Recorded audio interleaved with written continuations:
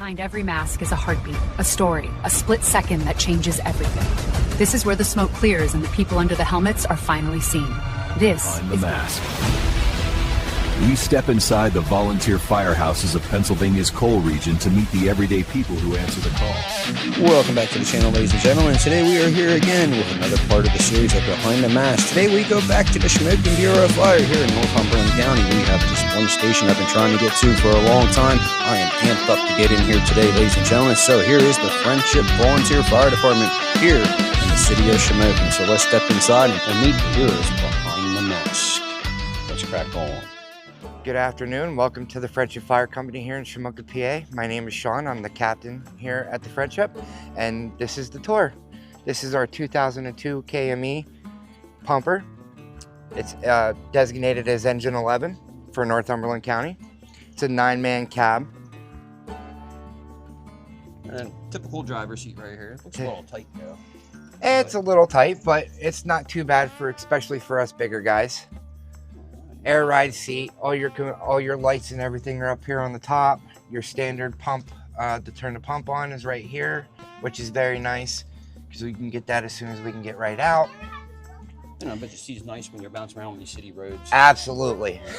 Awesome. Over here we have 4 air packs in the back, along with 3 jump seats.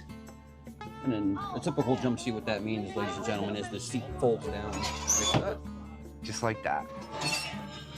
And then I see you got gear hanging in the back. Yeah, some of us have gear. I usually keep mine on here, but mine's with me right now. But some of our members that are a little out of the area, we tend to keep them on here because they just show right up to the scene. Right here is our pump. This is a 1500 GPM hail pump. Pretty standard. It's the older version. There's nothing electronic on this. With this pump, we have right above here, we have 2 200-foot 1 3/4 hand lines. One has a smooth bore, one has a TFT nozzle on it, which is adjustable. We'll go from straight stream to fog. One of my nicest features on here is the GTFO button. This here is our evacuation air horn. So if the pump operator hears the commanding officer saying that we need to evacuate, we just hold this button down, push it in, and blows the air horn for 30 seconds. Lets everybody know inside, get out. And everyone can understand what the letters mean. So I would hope so. we can't tell them what it means here, so. Right here, this is a little pony section. This is a 25-foot section of 5-inch. This is for the shorter distances from the hydrant to the intake right here for our driver. And then we have our driver's compartment. This has every nozzle connections. We have some of our municipalities that we go to, like Treverton and Coltmont. We have some of their connections up here just in case if we need to hook up to a hydrant in their location, we can do it effectively. We also have an adapter for our deck gun that's up top. We got a lot of the hand tools. There's the deck gun up there.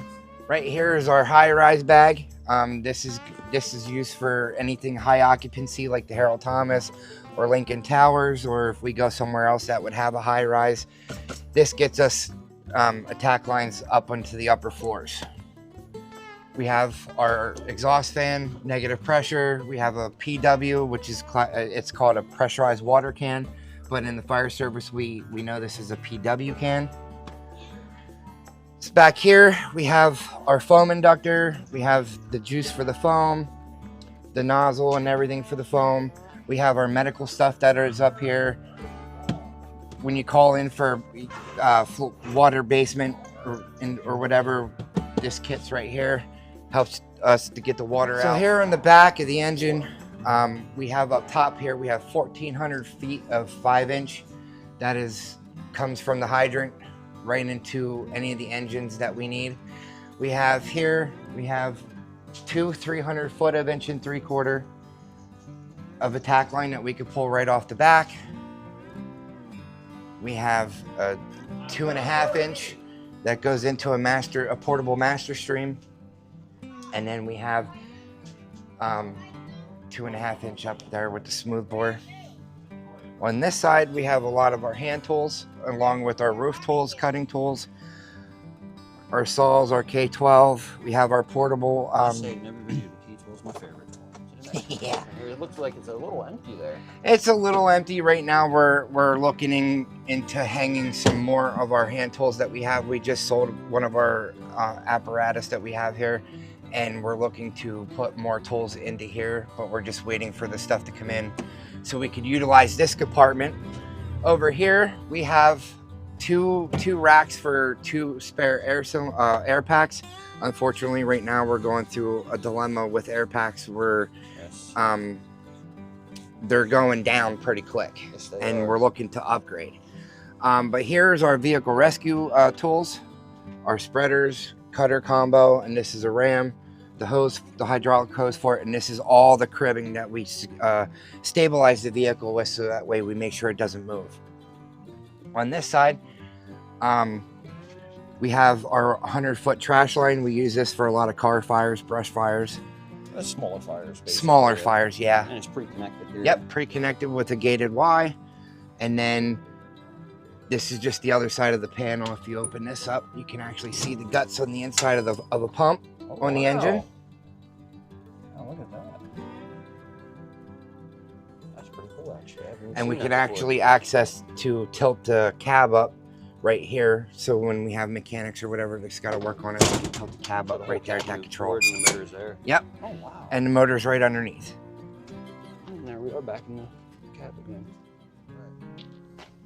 And for the most important guy on the rig, the officer seat here. Yep, the officer seat here controls the sirens, controls the radio. We actually have an iPad right here that has our active 911 to it. That lets the officer know if there's anybody responding to the scene, responding to the station, lets our driver know, hey, we're gonna wait for a couple more people, or hey, we're gonna go.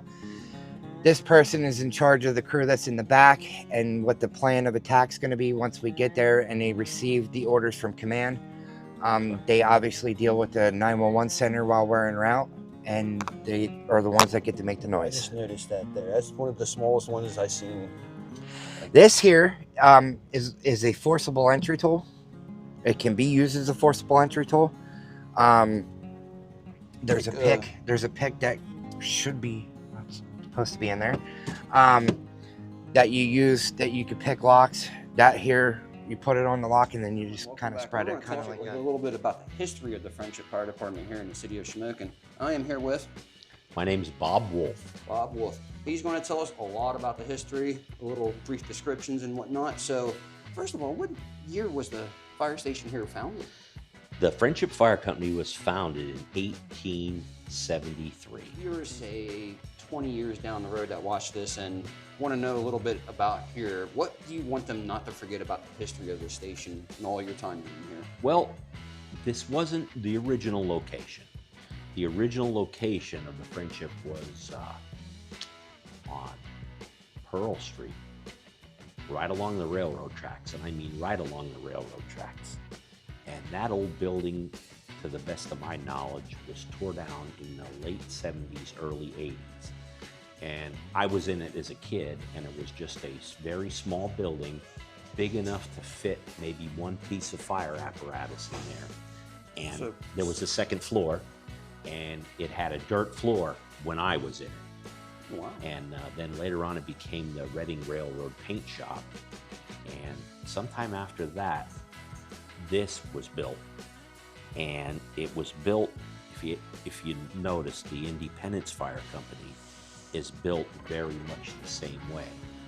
And if I'm not mistaken, even back then, it was the Corbridge Lumber Company and or the Shamokin Lumber Company that built them, with a lot of outside contracting for the bricks was extensively remodeled, and that was done through the Corbridge Lumber Company, and that's replaced the regular concrete floor in here with a terrazzo floor.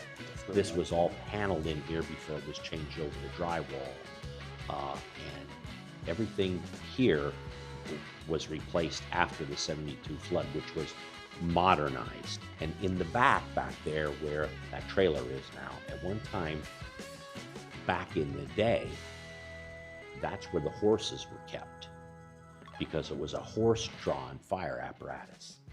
and the Friendship was known for its team of black horses. Okay, when this engine was being spec'd out, I was the chairman of the committee that sat down with the representative from the KME fire apparatus to decide on what we wanted, what we didn't want, what we actually could have, what we couldn't have. And of all the things that I wanted was this scrimshaw bell. They offered a plain fire bell for much less than the cost of this.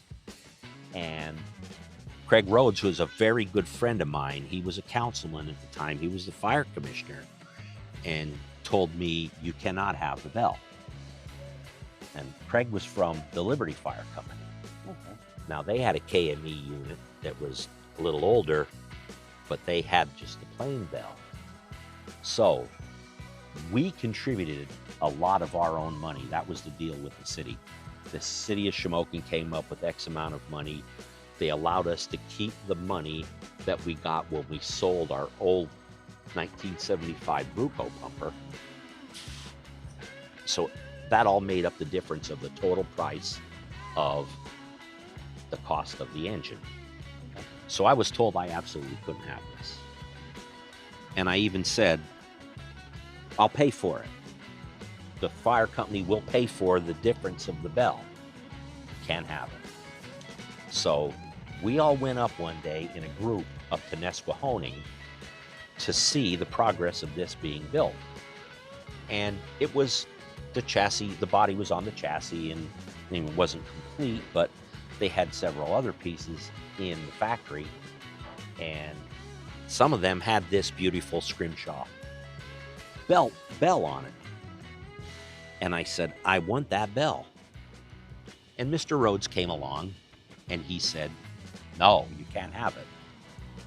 Well, Jim Urich was the mayor. And Mr. Urich came along on the trip to go see the apparatus. And I took him aside and I said, Mayor Urich, and I was the captain at the time, I believe. I was the last captain of the 75 Bruco and the first captain of this one. Oh, and I said, Mayor Urich, I said, I have a problem, maybe you can help me. And he said, what is it? And I explained the situation about the bell.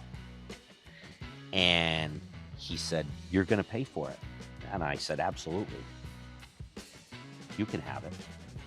And there's the bell. I wasted no time to wander around the factory and found Mr. Rhodes and said, I got my bell. And he was furious. But we did get, and it works great, the ornamental bell, yes, and it works great. That was just a little peeve of mine that I wanted, because I really think it's very nice looking. I do too. And we earned it. He's going to show us around, give us a little tour of the station and everything we just talked about pretty much. So as you heard Bob said about the carriage with the horses and everything, as you look in here where the trailer is, that's where the horses were stabled, and where we just walked through is where the actual carriage was that the horses pulled for back in the day. We currently are working on a new fundraising event for us. It's going to be a food trailer. That's going to be coming here very soon, so keep an eye out for that. Awesome. We're going to be bringing back a lot of the Friendship stapled foods that we've done, especially the Friendship burger is one of the best, I feel, that I think I've ever had. Over here is our line officer's office. Our financial secretary works in there as well. A lot of storage down here. Which is really good to have, yes. It seems like a very cozy station, actually. It is very cozy, actually. And in the summertime, when the door's shut, it stays very chill in here, so we don't have to run fans too much, or AC for that matter. And then right here, we have some more storage, our laundry area where we wash the gear and everything, bathroom and a shower area. One of us needs to use. And I like the floor that continues the whole way through. I have not seen that anywhere else in a fire station there. Well, just wait till you get upstairs. Oh, and a shower area too, you said. Yep, Oh, yep. nice. We got a working shower area, the bathroom. This is where we wash all the gear. That's a good deal there. And you guys clean your gear almost every big fire, I imagine. Yeah, we try to. Sometimes, you know, with people's availability, they don't get to it right away, but eventually they do come down and they do it. We come upstairs, and up here is where we go into the second floor. And up here is where our social quarters used to be when it was up and running. Now we just kind of use this just for events that we have. If any of the members want to have a party or something. So here is the old original Friendship Bar. This is where everything went down when the social quarters was open. We tend to use this as the round table meeting every once in a while. A lot of the trophies from past places that we went to, like Pottsville or Schuylkill County conventions, some local ones. And I really like, I was telling you off camera there, I love the old vibe that it gives you. It's really comfy and nice and chilly up here, actually. Yes, very, very comfortable up here. Especially for nice and warm days outside today.